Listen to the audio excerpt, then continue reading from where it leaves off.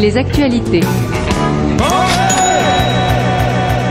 Chronique de la semaine. La grande erreur de l'Occident a été de croire que la Chine et les Asiatiques continueraient de travailler pour nous pour des clopinettes. Mais ce qui était vrai il y a 30 ans ne l'est plus. Les médias occidentaux ne vous en parlent pas beaucoup, mais la Chine envoie des trucs sur Mars, la face cachée de la Lune. Elle a une station spatiale en orbite, elle vient de mettre au point le TGV le plus rapide du monde, fabrique ses centrales nucléaires, vend des prestations de construction de lignes ferroviaires sur tous les continents. Et dorénavant, quand on achète du haut de gamme, c'est nous, Européens, qui demandons un transfert de technologie, qui généralement, dans ce sens, n'est pas accepté. Et eux n'importent pas des immigrés pour travailler, ils forment leurs jeunes, mais vraiment, ils les forment, à comparer avec l'effondrement du niveau des écoles occidentales associé à l'endettement des étudiants, voire leur difficulté à accéder à de vraies études supérieures avec une réelle utilité. Alors, dans le même temps, la technologie remplace la main-d'œuvre non qualifiée ou automatisable. La Corée du Sud est dorénavant à un taux de remplacement de 1%.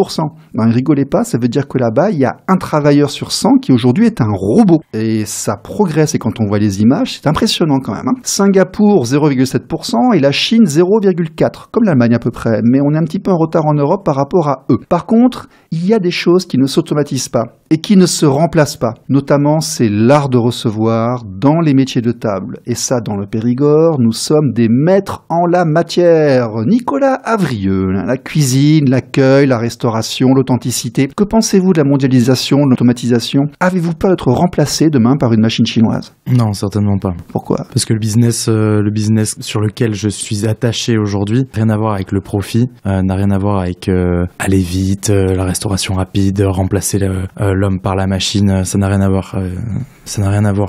Notre métier, je le fais par passion, je le fais pour le contact, je le fais pour vivre une expérience. Et aujourd'hui, je compare un restaurant à une pièce de théâtre où tout le monde a son mot à dire, où tout le monde a son rôle à jouer. Et ça fait partie de l'expérience à 360 degrés. C'est une excellente réponse en fait, parce que l'automatisation, ça veut dire chercher à économiser du temps, ça veut dire réduire les coûts, et c'est effectivement un type de commerce, un type de business, mais lorsqu'on veut vraiment accueillir les gens et faire du bon, c'est pas forcément là qu'on met l'effort. Non, c'est faire du profit. C'est remplacer la masse salariale par un investissement en robot, remplacer... tout passe par cette masse salariale qu'on va essayer de diminuer au maximum et qui, dans la restauration, reste un budget conséquent. Oui, et dans votre métier, en tout cas, par contre, vous, quand on va chez vous, il y a une valeur humaine, il y a une valeur d'accueil, et ça, c'est pas robotisable. Impossible.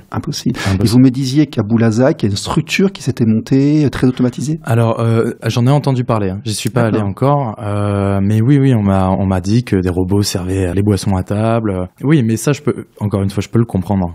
On va à McDo, on a envie d'être servi vite, c'est du travail entre guillemets à la chaîne, et encore une fois c'est un business que je comprends. Moi aujourd'hui si je fais de la restauration, c'est pas pour remplacer mon hôtesse d'accueil ou mon hôte d'accueil par un robot qui va dire bonjour. C'est pas le même métier. Ça n'a rien à voir. Quand on va chez Nicolas Avrieux au Cercle, on va pas chez McDo, ça n'a rien à voir, c'est pas le même métier. Oui, non, ça n'a rien à voir, mais c'est pas la même expérience qu'on recherche aussi. Bien sûr, c'est pas la même clientèle, c'est pas la même chose. Ouais. Mais écoutez, on en parle tout de suite, c'est l'invité de la semaine, c'est Nicolas Avrieux, ne bougez pas, c'est juste après ça.